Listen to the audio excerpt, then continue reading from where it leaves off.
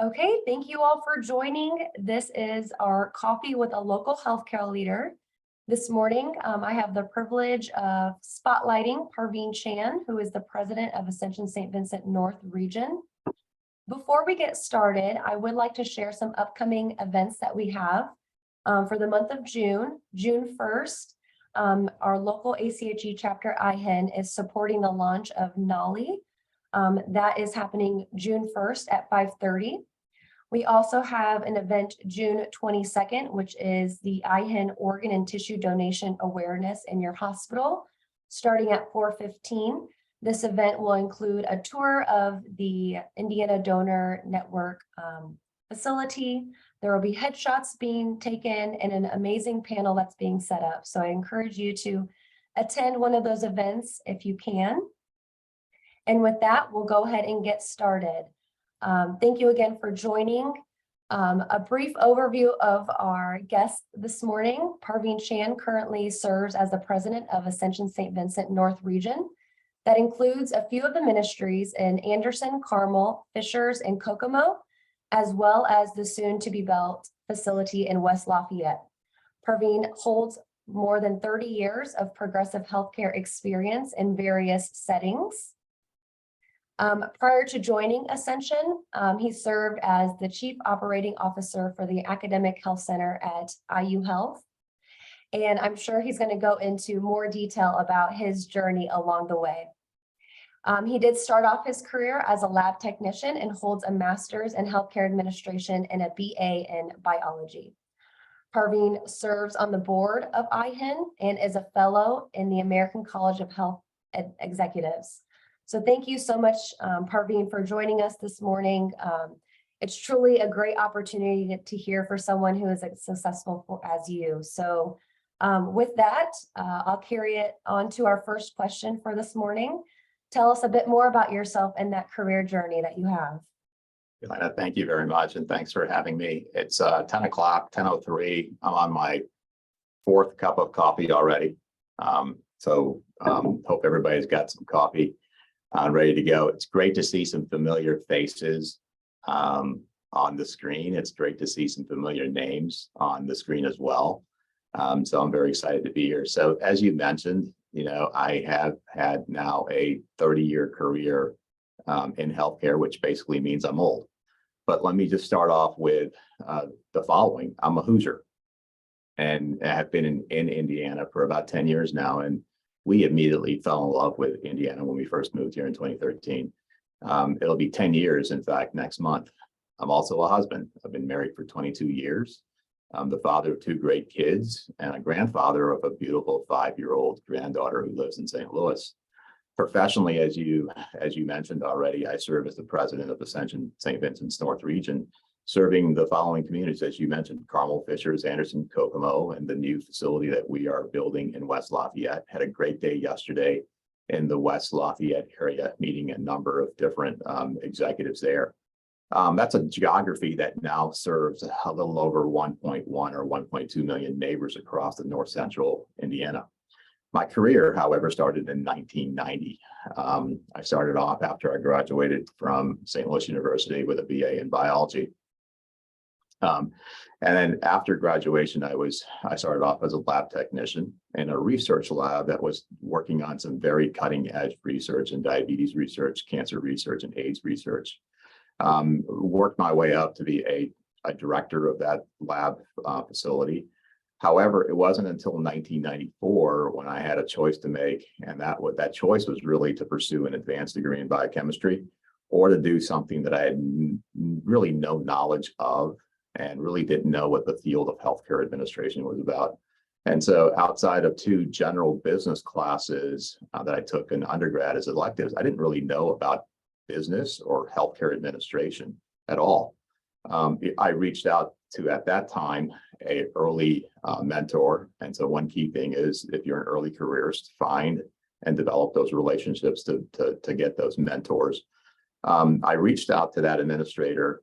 I reached out to several professors who were teaching in the MHA program at Washington University and decided that that's what I was going to pursue, and likely would be more fun than the lab work that I was doing.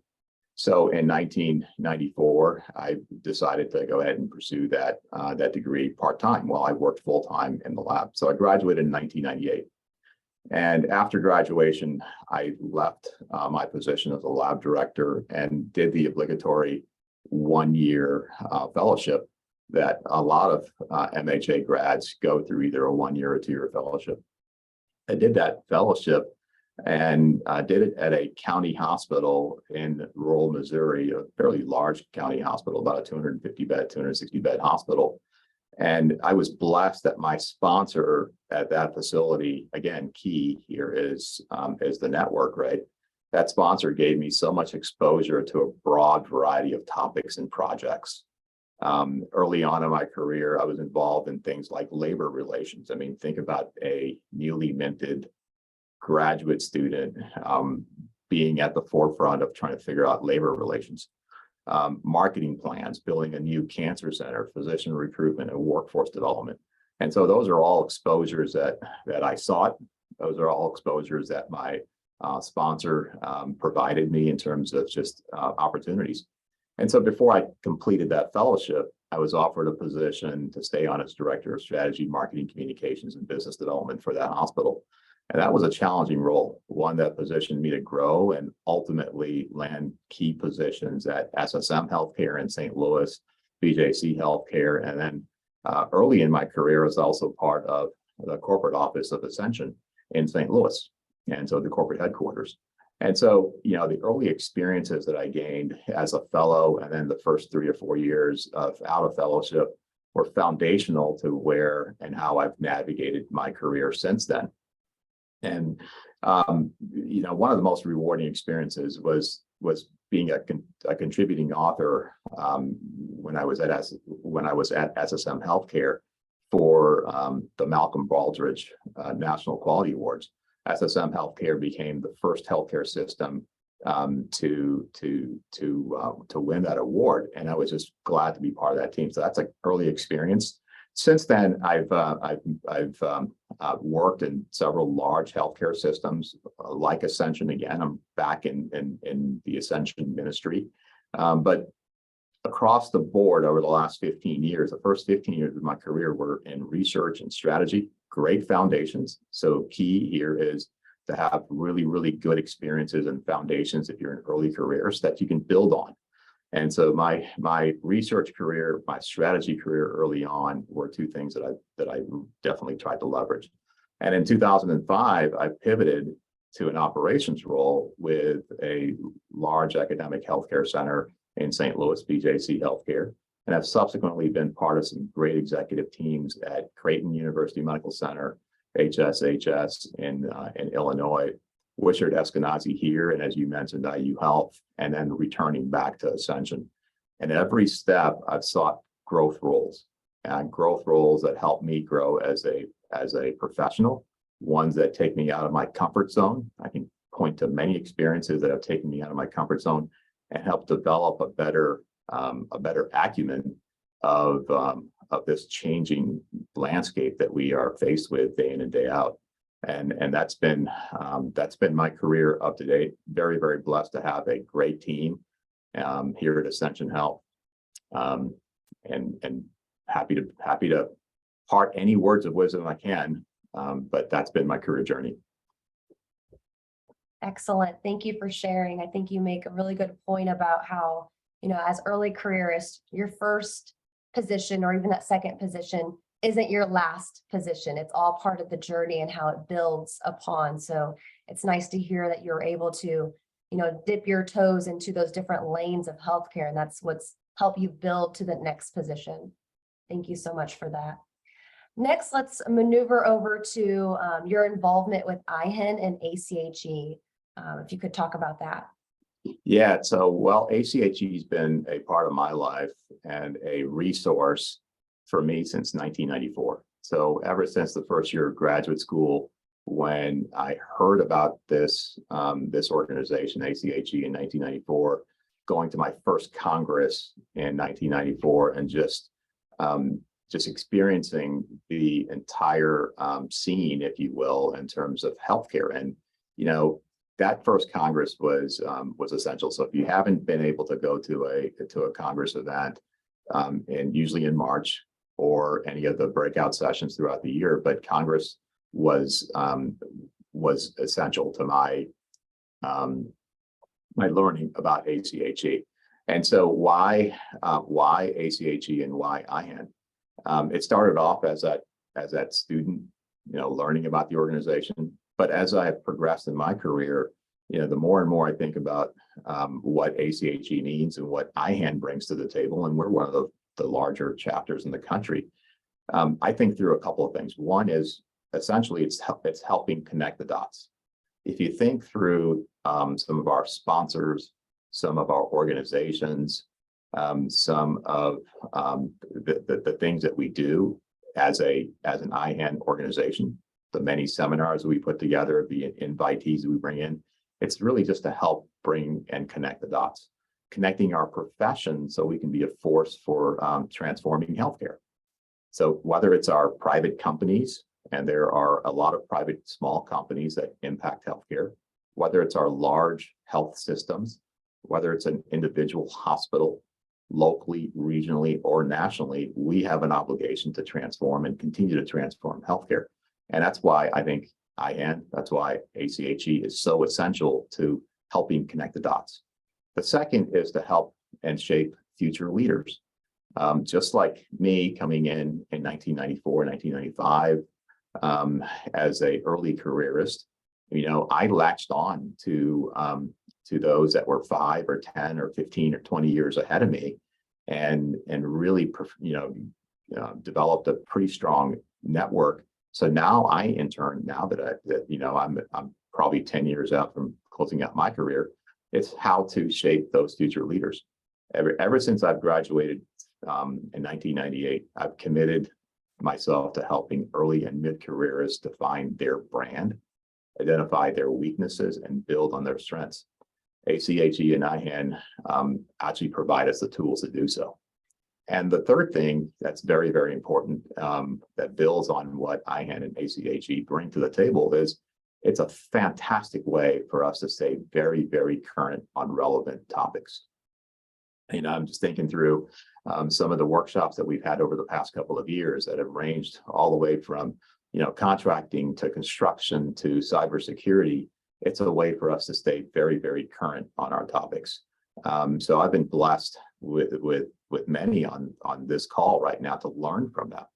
And it's a great way for us to stay very, very current. So current on topics as broad as population health. A couple of our member organizations do this really well, and we can learn from them, to artificial intelligence, to contracting, technology advancements, construction. We are blessed here in Indiana to have multiple construction projects that advance healthcare.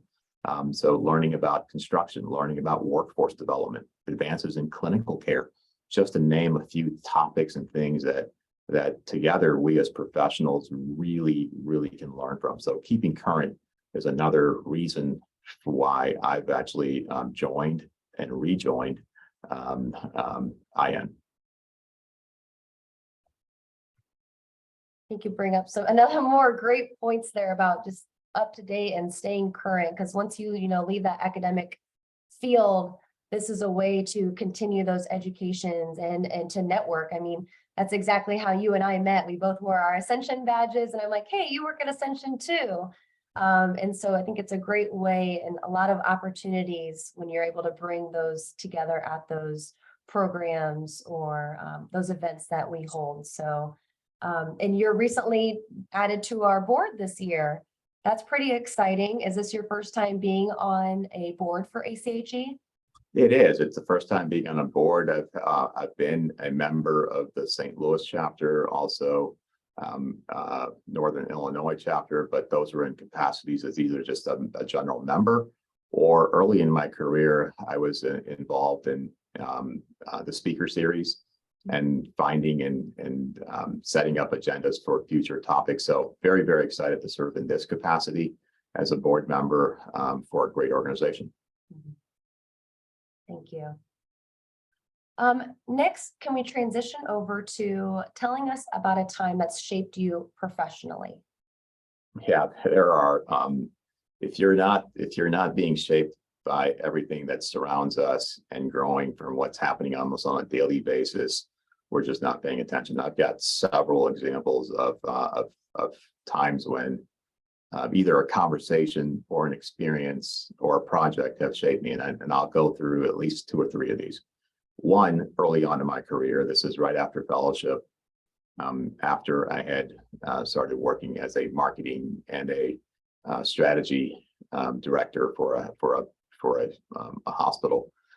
I had this one conversation, and it led to several conversations. And now, 20 years later, 30 years later, these conversations are still continuing to happen. And it was really just a foundational discussion I had with a physician, and that physician has now shaped a lot of the way I think, and has continuously been something that I reflect back on. So I'll give you the example. I worked with a radiation oncologist, a world-renowned radiation oncologist, who essentially was trying to figure out how we could grow the radiation oncology, the cancer program, and really just grow her practice and grow her colleagues' practice, and to be a hub for cancer treatment.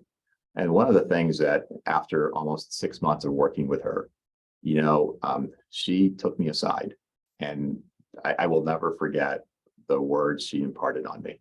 And the words were, you've got so much talent. We love working with you. I love working with you, but you've got to work on your follow through. And as a young careerist at that time, you've got to take stock in terms of what you can control and what you can't control. That one conversation has led me, and I've reflected on that one conversation so many times in terms of clarity of message and being very, very clear about what you're really responsible for, your teams are responsible for, what do you have accountability for, and what essentially are you responsible for? And then also to close the loop. Oftentimes, we end up with plans, we end up with a roadmap, or we end up just with simply a plan that doesn't go anywhere. And oftentimes it is the fact that we don't necessarily have follow through with those that we help lead, those that we report to, or those that depend on us. And so that one experience of basically her telling me that, you've got to improve your follow through, and then taking stock and taking ownership of that was essential. Another experience that I can reflect on was when those of you who work in healthcare, that work on the hospital side, know this all too well. It's the Joint Commission and Joint Commission experiences. And so I had an experience where I was serving as an interim facilities director. And so getting to know the facilities, getting to know the expectations. We had a finding that that basically would have put us in immediate jeopardy in one of the hospitals I was at. But it turned out to be that the interpretation by that one surveyor of standards was the wrong interpretation. And so making sure that you actually knew the detail, making sure that you actually knew what the standards were, and getting very familiar with the expectations, that led to a successful discussion, if you will, with the Joint Commission. And ultimately, 6 months later, led to a resolution. But it was just that basic understanding and surrounding yourself with great people who have the knowledge, if you don't, to really understand what that requirement was. So that was another professional experience, was you've got to come fully prepared and surround yourself with folks who understand the detail and the regulatory requirements, because one minor misinterpretation could have cost that organization millions. So just really learning and being familiar with those standards was essential. And another one, or also early in my career, was something that shaped me for going on 25 years. And I mentioned early in my career, I was involved in labor relations. And labor relations are something that, we're getting a lot more angst across the country now. There's a lot more activity in terms of labor relations. And I continue to go back to what made that time very successful for us and our organization was just simply sitting down with our colleagues and listening. It was listening to why even join a union, for example. But taking that time, taking that entire, it was almost an 18-month process of working with your staff, trying to really understand what the root issues were and how to bridge those. So active listening, and this is something that I can always improve upon, is listening and not being the first to speak. And that's taken me an entire career to develop that skill. And sometimes I still catch myself, just raising my hand, but instead probably just listening a little bit more. So those are just some experiences that have shaped me professionally, and I could probably talk about a few more. I think those are some great examples and some lessons learned. It sounds like, ultimately is that accountability, right? So following through to show there's accountability for this action or for this plan. So we're at the time now where we'd like to open it up if anyone has any questions for Parveen. If not, we will continue on to a few more questions that I have prepared. So I'll take a moment to pause if anyone wants to come off mute or write in the chat if you have any questions for Parveen. Hello, I'm Angela Walker. Parveen, it's good to see your face again. Parveen and I worked at IU Health together, and we had a great opportunity to start the work with the new academic health center that they're building downtown. So it's good to see you.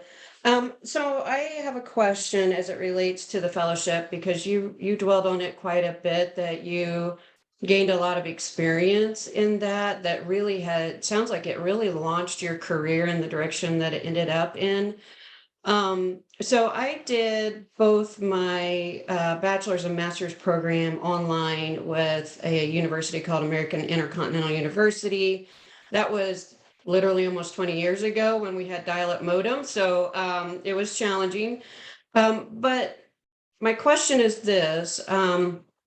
There wasn't an option for me to do a fellowship with that program, with the programs I did. Excuse me. I have a master's in business administration with a concentration in healthcare, but it feels like that might be a little bit of a gap in helping me get to that next level and kind of, I feel like I've hit a plateau in my career. And so I'm just trying to find avenues to get to that next level. So what is your advice on maybe filling the gap of that missing aspect in my career? Yeah, Angela, it's great to see you as well. Definitely great memories at IU Health. So, the fellowship in the program that I was in was definitely promoted. And so in the master's program that I was in, which at the time had a storied history of about 45 or 50 years, subsequently closed in 2008 and transitioned to the business school, it was heavily promoted. And so out of our graduating class, I think almost 85% of our graduating class did that fellowship because it was so promoted, and because it was also promoted in a fashion that we worked with our alumni. And so that was one powerful piece for that particular organization. Now, not having that experience and now being 15, 20 years into a career, that lack of a fellowship is not going to hold you back. I think what definitely is something that to promote is the work that you've already led. And knowing you've led a ton of work. Knowing you professionally, I know that you have had some great experiences within the IT space. And so I think the real question is going to be, what are the things you're willing to give up? Is it travel? Is it, is it a remote position? It's really going to be around partnering yourself with 1, 2, or 3 organizations. It may actually be a step back in a career to only advance later on. And so that's one of the things that I have to deal with. I had a successful career in a lab. I often think about what if I had stayed in that organization, and 20 years later, what if I had stayed? But I had a chance to actually leave a fairly well-paying position to take on a fellowship. And most of you who've done fellowships know that they're meant for you to gain that experience. They're not financially that rewarding. So I took that leap. And I took that pay cut, but only to advance professionally across, now 20 plus years. So one of the things may be, are you willing to step back and maybe even take a lesser role to only advance in the next 3 to 5 or 10 years? And then also, the fellowships are great, but your network is even better. And so that network is something that you actively have to work and actively have to promote. And that's why one of the things that I committed to when I graduated was to develop that network across the entire country. And I'm honored and blessed to see a lot of folks on this call that I can call as my network.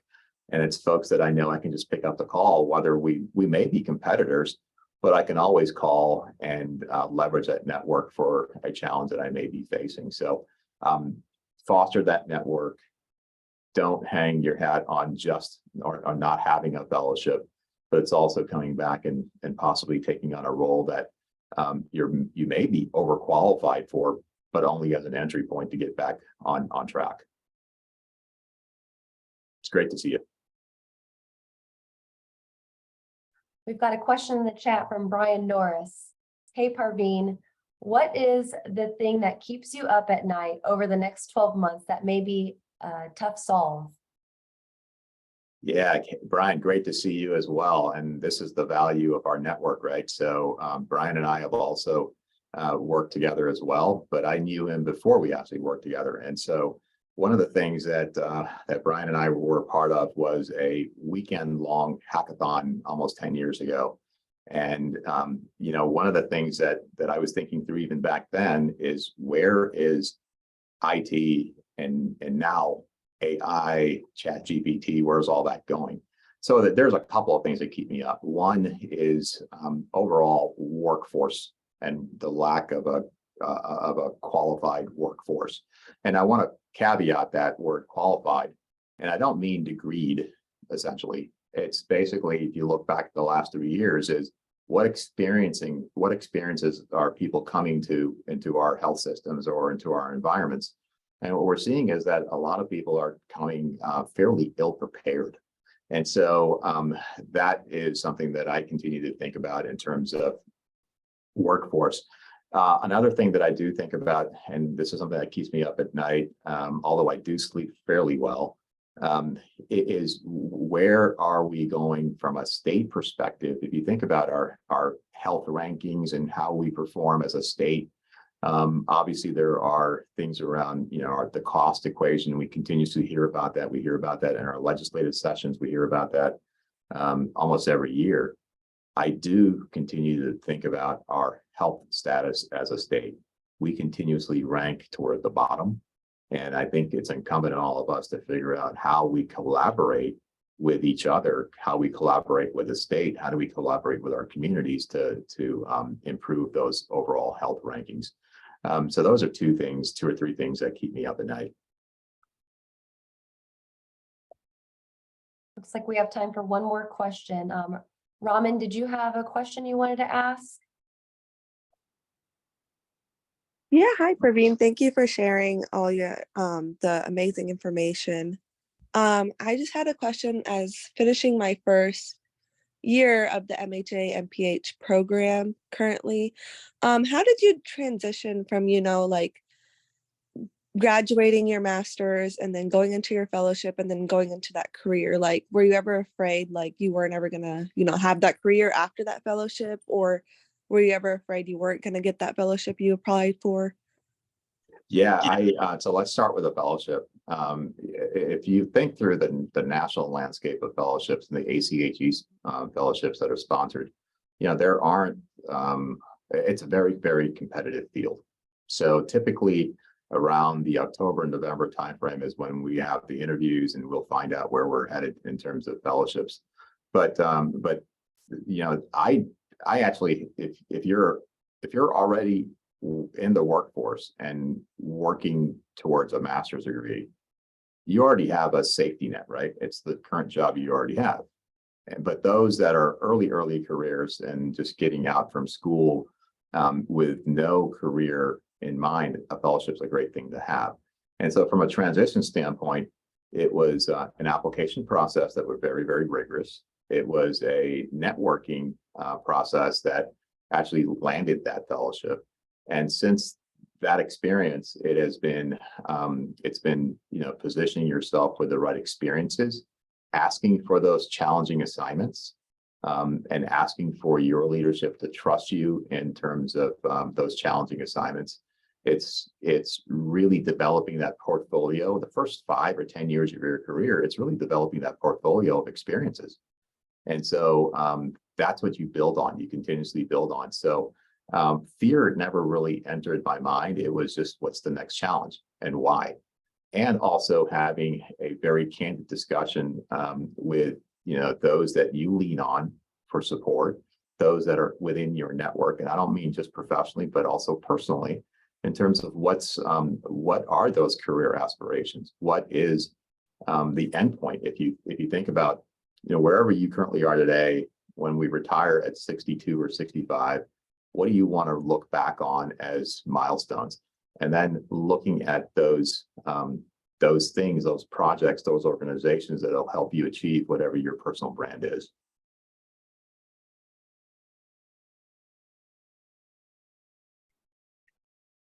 Okay, and that will wrap up our session today. We are at time. Thank you so much, Parveen. Thank you to our guests for joining. Truly appreciate the time you took out to give back to our community and to those leaders who are on the call. So thank you, everyone. See you at the next IHN event. Thank you all.